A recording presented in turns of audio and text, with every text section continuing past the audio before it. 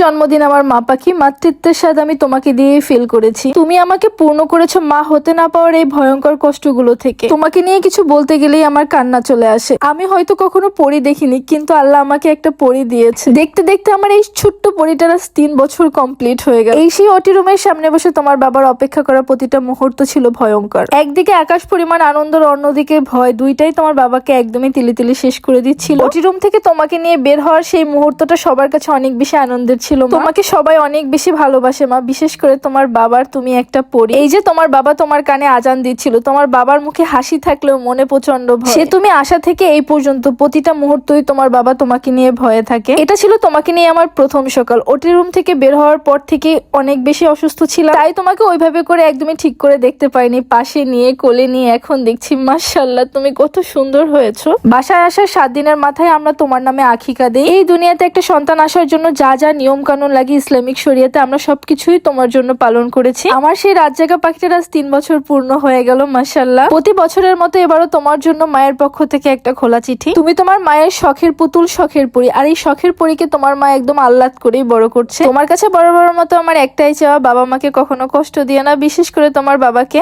অনেক বেশি পড়াশোনা করো, নিজে কিছু করার চেষ্টা করো। বাবা মা বা অন্যের ভরসায় যেন তোমাকে চলতে না হয়। আমি জানি না আমি কতদিন বাঁচবো, কিন্তু আমি মনে প্রাণে চাই তুমি কিছু করো। হ্যাঁ মা, বাবার মতো একটা ভালো মানুষ হও। তোমার বাবাকে সবাই অনেক বেশি ভালোবাসে, আর তুমি যেন সেই জায়গাটা অর্জন করতে পারো। শখের পুতুল বড় করতে যা যা লাগে আমি সবকিছুই তোমার জন্য করেছি। এই যেমন তোমার প্রথম জন্মদিনটা একদম বিয়ের অনুষ্ঠানের মতো করে আমি জন্মদিনটা করেছিলাম। যখন যা আমার মন চাইছে আমি তোমাকে নিয়ে তাই করেছি। তোমার বাবাও ওইভাবে করে আমাকে কখনো বাধা দেয়নি, কারণ তুমি তো আমাদের শখের পুতুল। আর এটা ছিল তোমার দ্বিতীয় জন্মদিন। সাদা পরি থেকে আমরা একদম পিঙ্ক পরি হয়ে গিয়েছিলাম মামে। আমাদের সাধ্যের মধ্যে যতটুকু সম্ভব আমরা তোমার জন্য করেছি মা। আমি জানি আমার মতো করে তোমার এই জন্মদিন কেউ এভাবে পালন করবে না মা। যতদিন আছি আমি তোমার সকল ইচ্ছেগুলো পূরণ করব। যেমন আমার ইচ্ছে ছিল আল্লাহ যদি আমাকে একটা মেয়ে দেয় একদমই ম্যাচিং পরবো, আর সেই ম্যাচিং ড্রেসের ইচ্ছেগুলো আমি পূরণ করেছি। কত ড্রেস যে তোমার সাথে পরেছি তার কোনো হিসেব নেই। পরীরা যেমন পরিপাটি সাজানো গোছানো থাকে, ঠিক সেভাবে করে আমি তোমাকে পরিপাটি করে রেখেছি মা। মা পাখি রে, তোকে আমি অনেক বেশি ভালোবাসি মা। তুই আসার পর থেকে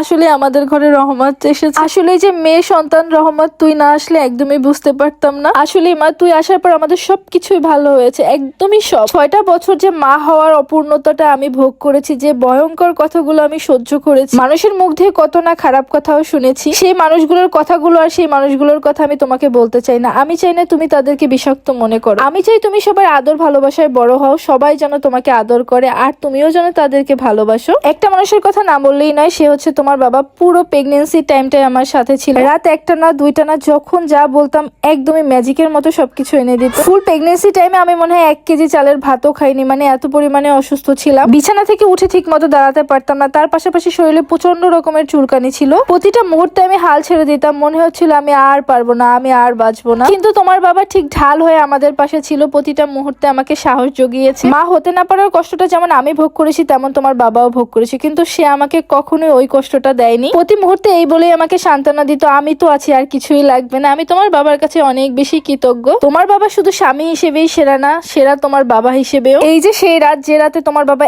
একটানা এক পলকের জন্য চোখ বন্ধ করেনি। আসলে মা তুমি অনেক বেশি লাকি, আর তোমাকে পেয়ে আমরা অনেক বেশি খুশি। আমার মা পাখিটা এখন অনেক বড় হয়ে গিয়েছে, সে এখন মায়ের সকল কষ্ট বোঝে, একদমই বকাবকি করতে হয় না। লক্ষ্যে একটা বাচ্চা হয়েছে আমার। সবাই আমার পাখিটার জন্য দোয়া করবে, আল্লাহ যেন ওকে অনেক বেশি ভালো রাখে এবং সুস্থ রাখে। অ্যাগেইন মাম্মাম, হ্যাপি বার্থডে টু ইউ মা। মা তোমাকে অনেক বেশি ভালোবাসি। আই লাভ ইউ পাখি।